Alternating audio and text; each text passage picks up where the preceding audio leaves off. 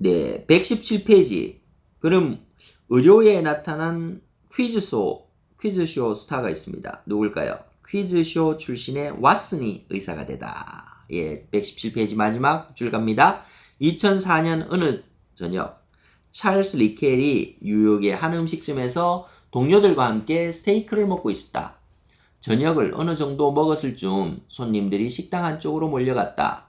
무슨 일인가 싶어 따라가 보았더니 사람들이 텔레비전 주위에 모여 인기 퀴즈쇼 제퍼디를 뚫어지게 보고 있었다.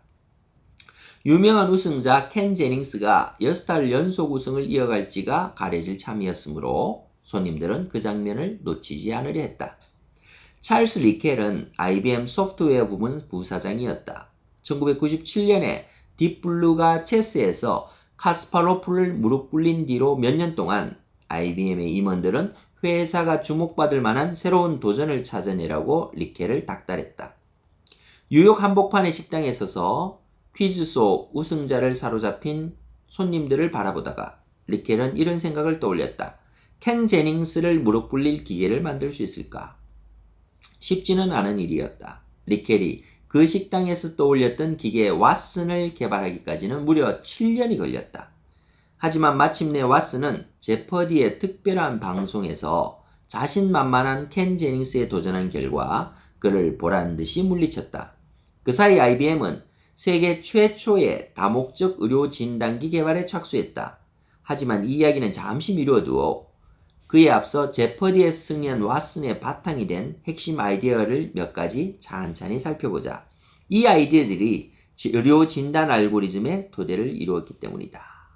의료 진단 알고리즘의 토대를 이룬 게 제퍼디의 어떤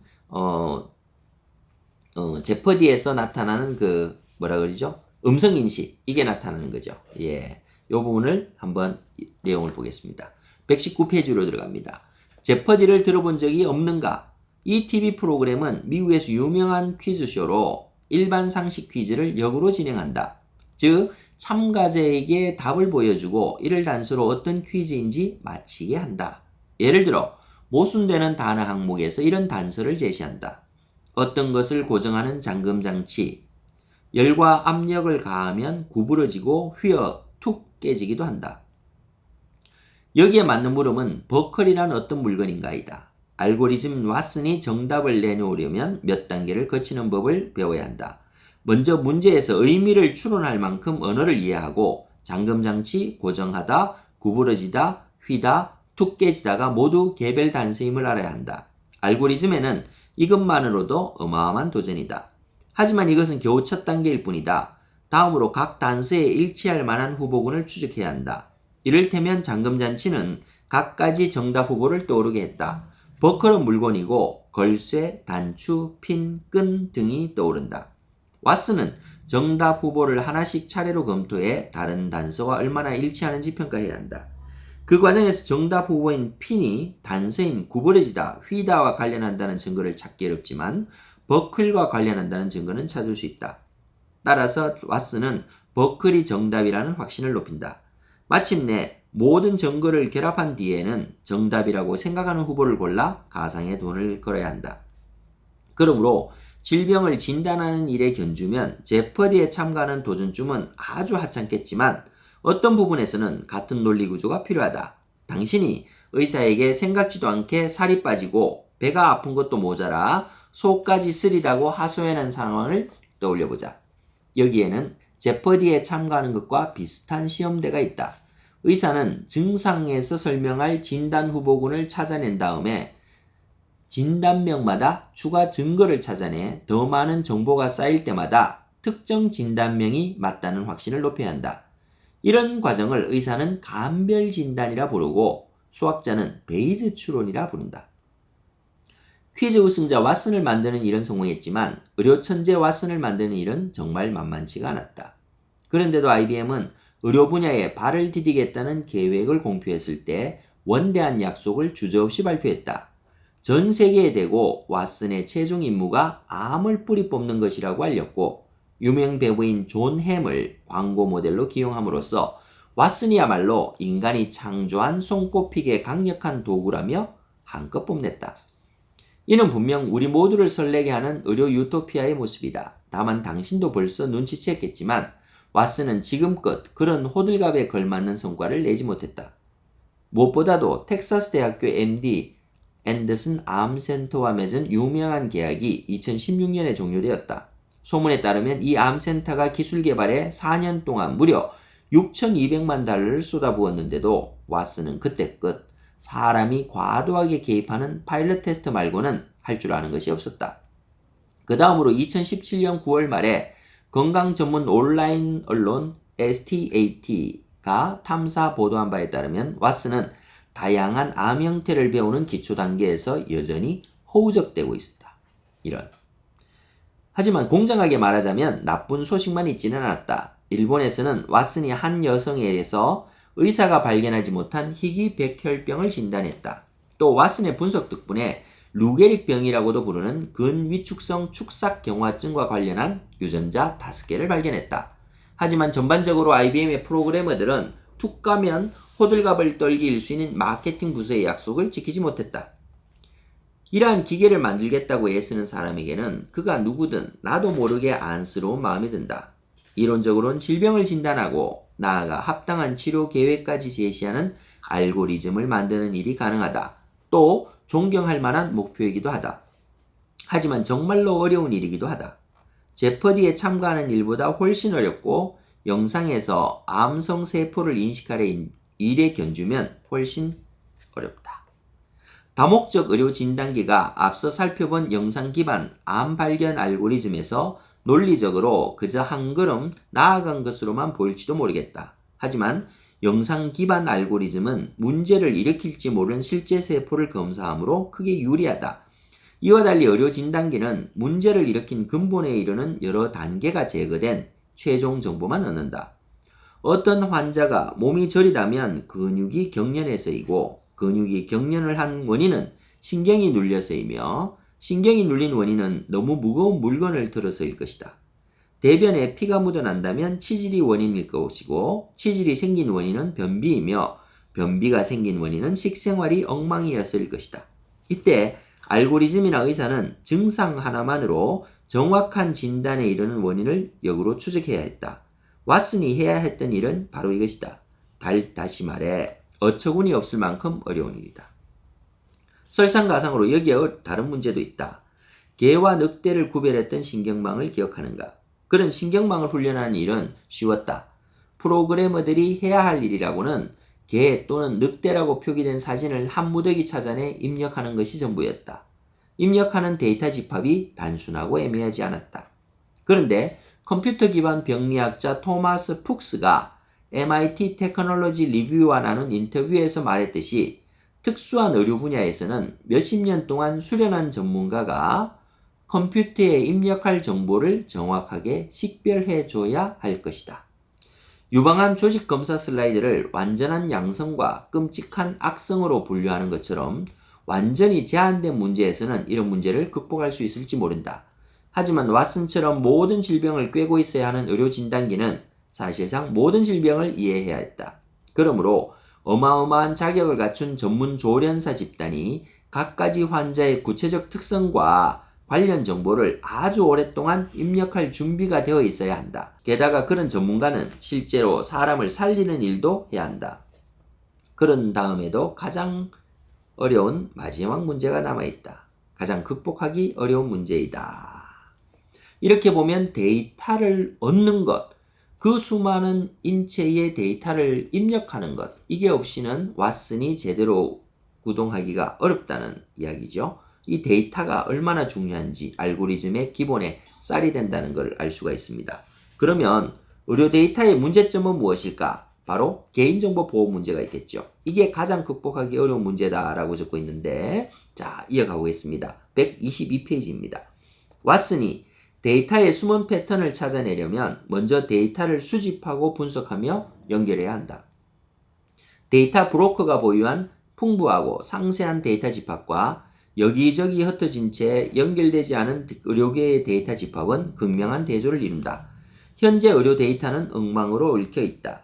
드문 경우지만 설사 상세한 의료 기록이 한 곳에 저장되더라도 데이터 양식이 워낙 다양해서 알고리즘에 활용할 수 있도록 정보를 연결하기란 사실상 불가능하다. 의료 데이터는 영상도 고려해야 하고 보고서도 포함해야 하는 데다가 차트와 처방전, 메모까지 그 대상도 끝이 없이 많다. 또 손으로 쓴 데이터를 기록해야 하는 문제도 있다. 빅데이터 크기가 중요할까의 저자인 BBC4 라디오 프로그램 미래 대비의 사회자인 티만드라 하크니스는 설사 의료 데이터 공개가 브라우저 기록 공개보다 덜 당혹스럽다 하더라도 여전히 특수한 사례라고 주장한다. 하크니스는 이렇게 말했다. 무엇보다도 많은 사람의 의료 데이터에는 그 사람의 삶을 알려주는 이야기가 들어있어요.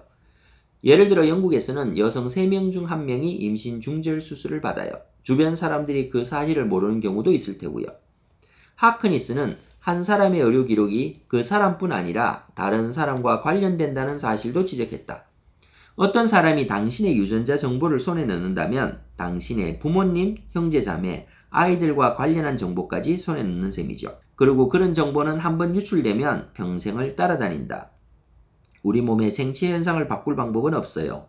어떤 사람이 당신의 DNA를 채취해 거기에 대응해 DNA를 바꾸지는 못하잖아요. 얼굴은 성형수술로 바꿀 수 있고 지문은 장갑을 껴서 숨길 수 있지만 DNA는 언제나 저들 손에 있는 거죠. 그리고 언제나 당신과 연결되고요. 이게 왜 문제일까? 하크니스는 2013년에 자신이 사회를 맡았던 집단 인터뷰 이야기를 들려주었다. 인터뷰에서 그녀는 우리와 다를 바 없는 참가들에게 자신의 의료 데이터에서 무엇이 가장 걱정스럽냐고 물었다.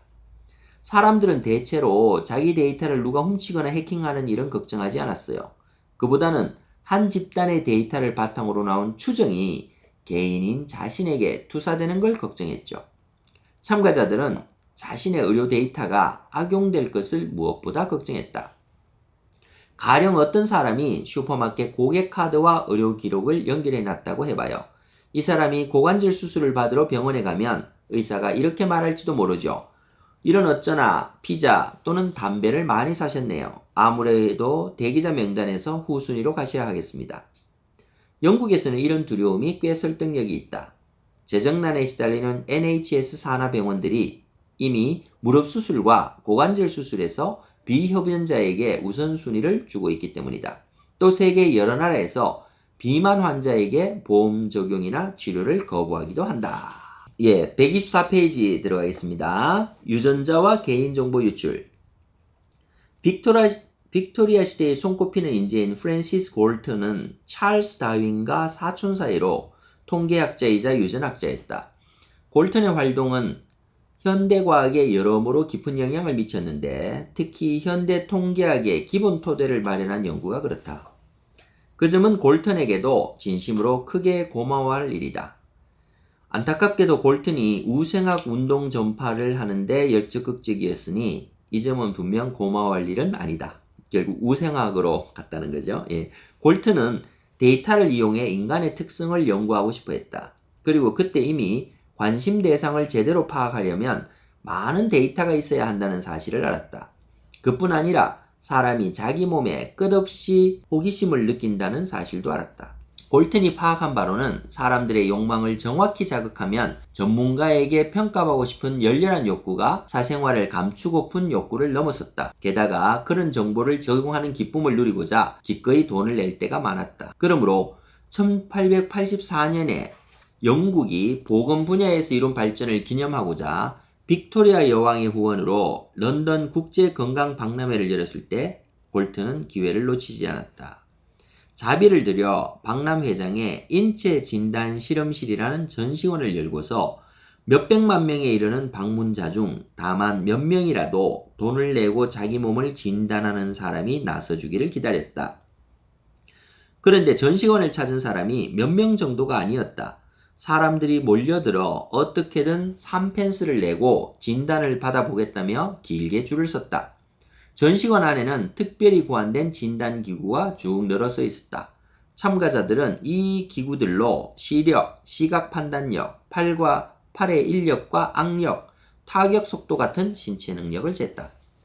실험실의 인기가 얼마나 높았든지 한 번에 2사람씩 진단을 했다. 여기서 골튼이 눈치 빠르게 알아낸 사실이 있다. 진단할 부모와 아이를 떼어놓아야 구겨진 자존심을 회복하려는 부모 때문에 시간을 낭비하는 일이 없다는 것이다.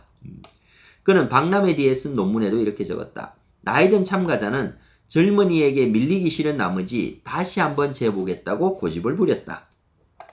신체 능력이 뛰어나든 형편없든 참가자들은 결과가 적힌 하얀 카드를 기념품으로 선물 받았다. 하지만 이 실험실의 진정한 승자는 골턴이었다.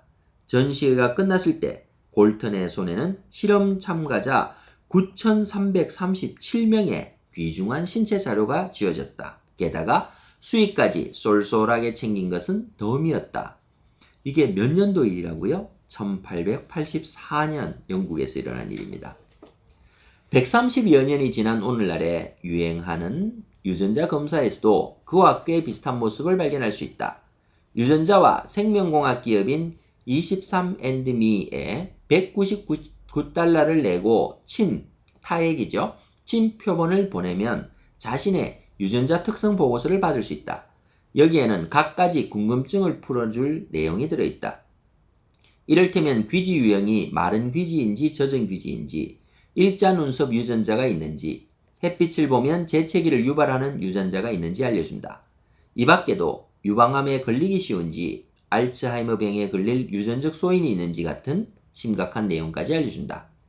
그러는 사이 이 회사는 영리하게도 어마어마한 유전정보 데이터베이스를 축적했다. 표본수는 현재 수백만 건에 이른다. 거래 과정에서 우리가 23andme의 가장 사적인 데이터인 DNA를 넘겨주는 부분만 뺀다면 23andme와 인터넷 대기업은 다를 바가 없다. 그 결과 우리는 누구나 이익을 누린다. 인간 유전자는 잠재적 측면에서 보면 입이 다물어지지 않을 만큼 큰 가치를 지닌 자산이다. 그래서 세계 곳곳의 학계, 제약회사, 비영리 단체들이 23andme와 손잡고자 줄을 서고 있다.